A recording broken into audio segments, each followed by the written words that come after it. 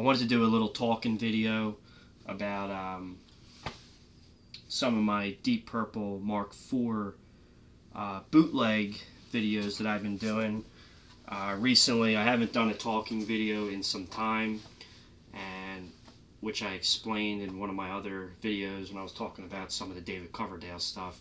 I'm trying to keep my videos, the performance videos with the guitar and the drums for my improvs, trying to keep them a little bit shorter.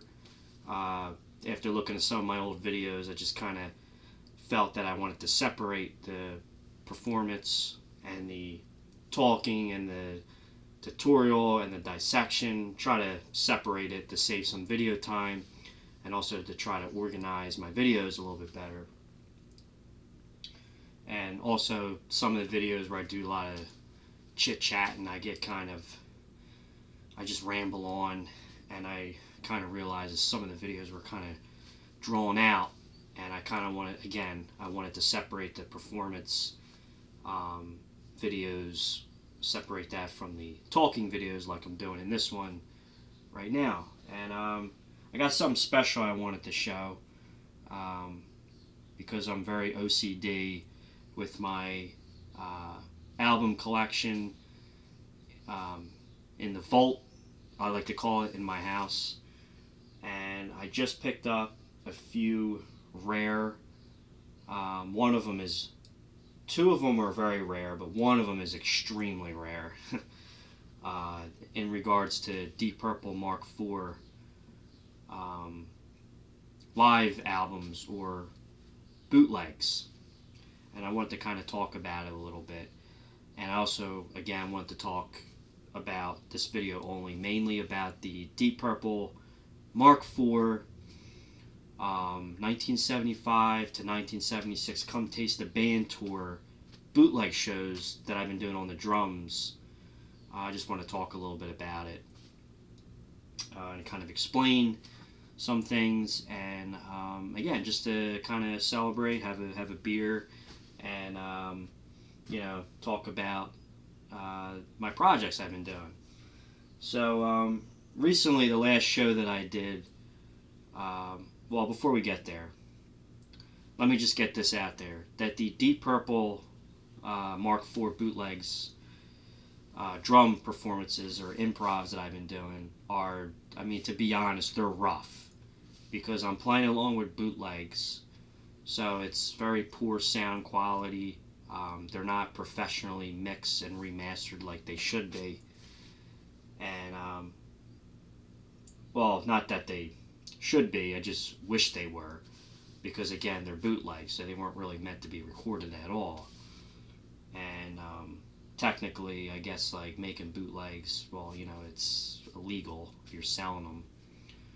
And but back in the day, that's what people did. They made bootlegs, people that really wanted to have more performances or more of a live album from their favorite groups.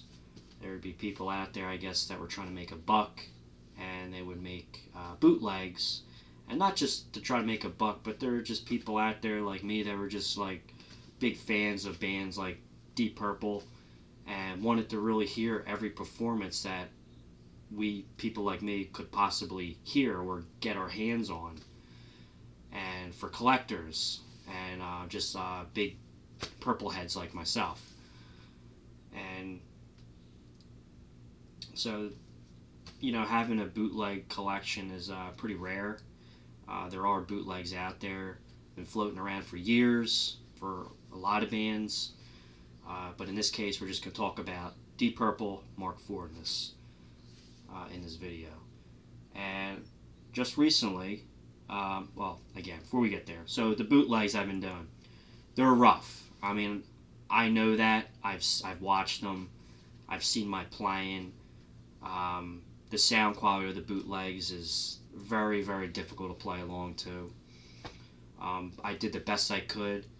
I don't have like top of the notch, super duper equipment. I don't know nothing about mixing and mastering, and I mean, all I use is a Roland electric kit, which is a little bit of a pricey kit. It's not the most expensive one. It's a Roland TDK 4P V drums, which I don't even think they make this model anymore.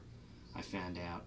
I'm using like a Boss equalizer, and then I'm using my Roland GX microcube amp with some reverb, and I have the amp on the JCClean channel for the drums, and then I customized the settings on the sound module on the Roland kit to sound as close and identical to IanPaice's kit, his big Ludwig Silver Sparkle kit that he was using at the time, or that other Ludwig psychedelic-y looking blue swirly wrap finish color looking kit that he used during the end of the Come Taste the Band tours, and then going into the Ashton Paice Lord, aka PAL group that you can see.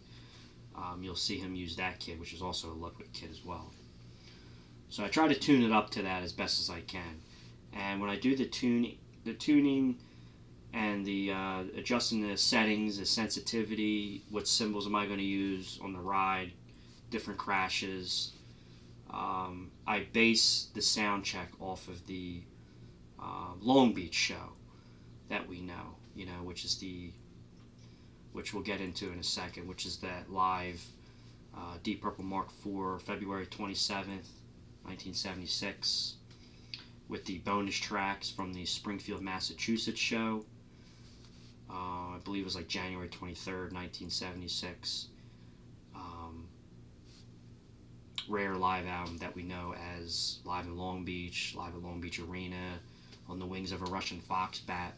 So when I do the tuning, I tune it up to that sound for the remainder of the bootlegs that I do, because it's hard to tune the drums up to the bootleg sound because it sounds like shit, which we know.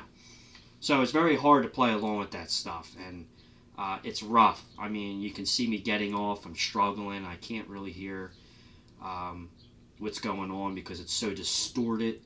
I do the best I can to try to mix it and sync my drums up with what I'm hearing and what I'm playing. I base a lot of my playing off of the On the Wings of a Russian Foxbat style, because if you listen to that album, you can pretty clearly hear that that's how Ian Paice played during that era of Deep Purple on the Come Taste the Band tour. So I try to base my playing off of that album for all the bootlegs that I do. Because when these guys played live at every show, they did like 50-some shows on that tour. That was a long tour. There's a site, which I'll get to maybe later in the video, if I remember. It'll give you all the tour dates, but there were like 50-some shows they did. So every show was just a little bit different. So the point I'm trying to make is that even though some of the bootleg shows I have up here that I've been doing for Purple, they're a little rough or very rough, or some of them are actually fairly decent. And some of the stuff even the stuff that I didn't like or really didn't like, I found out that over time, in the past even just a couple months I've been doing these, that they actually, I start to kind of enjoy watching them, even though that some of the shows I did were not as good as I really wanted it to be, obviously, where I screwed up in a song, got off beat, came in the wrong cue or something. But over time, as you watch my videos, the Purple bootleg shows I've been doing, they kind of get better as time goes by, and they get better with different shows. Different shows, like when you look at the first one I did, which was Live at the Spectrum in Philadelphia, January 18th, 1976.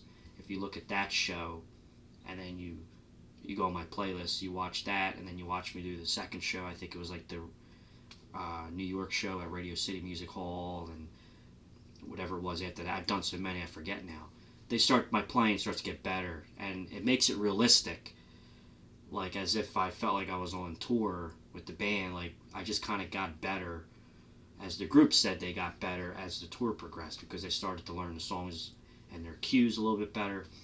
So I'm aware of that, and I think it's more natural when you're doing a bootleg that don't always be so OCD like me, where you feel like you have to go back and redo it. because you don't like something that you did, or you felt you could have played it better. Keep it, because as time goes by, you're going to look back and you're going to see how you progressed. So just keep that in mind when you're watching my bootleg stuff, that it's very hard to hear. I did the best I could playing along with it.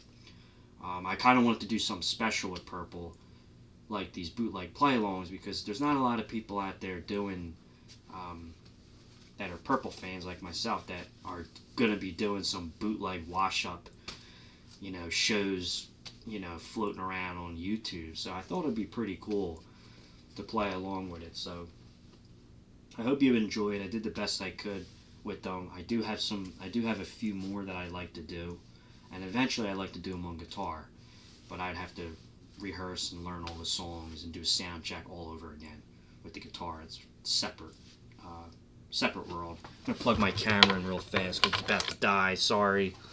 Of course, this stuff always happens when you're making a video.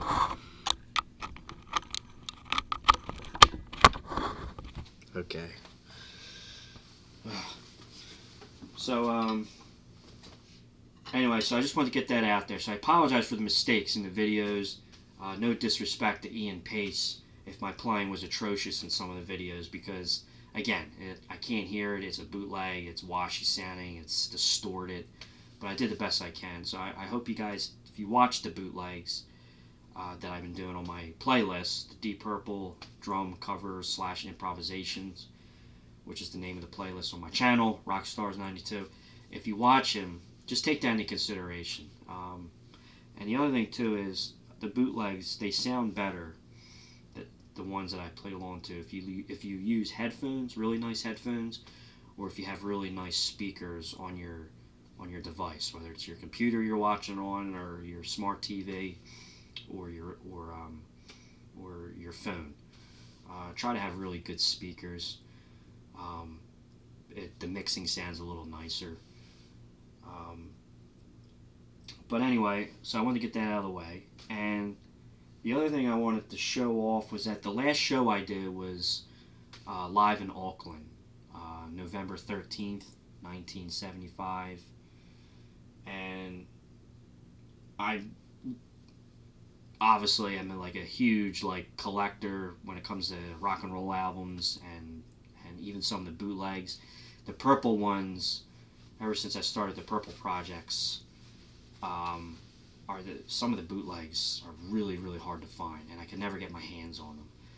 But I have to make this special video. I found one of them, and I found it right after I did the recording, unfortunately. I wish I could show it off in the video for that show, but right when I got done the Auckland recording, it was like the next day. I was on eBay.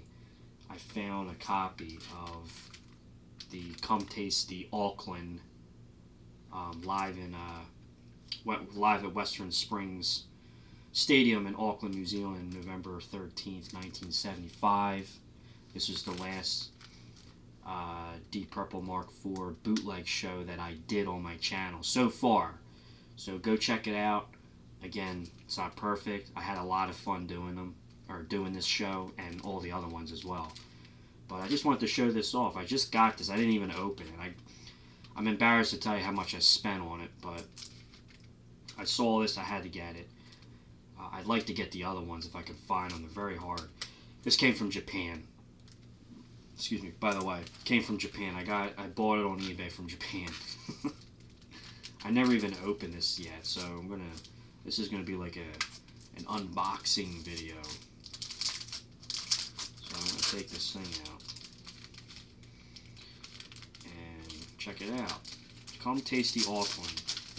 There's a couple different other ones out there of the same show. They had different names. There's Come Taste the Auckland.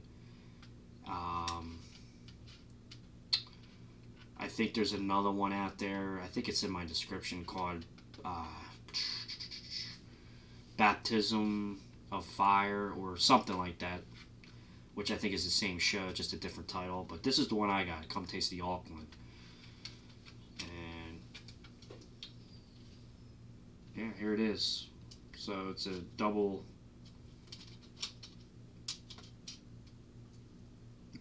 CD. It's a very strange It's a really cool CD, actually. It's like it looks like, I mean, look at it. It's like an official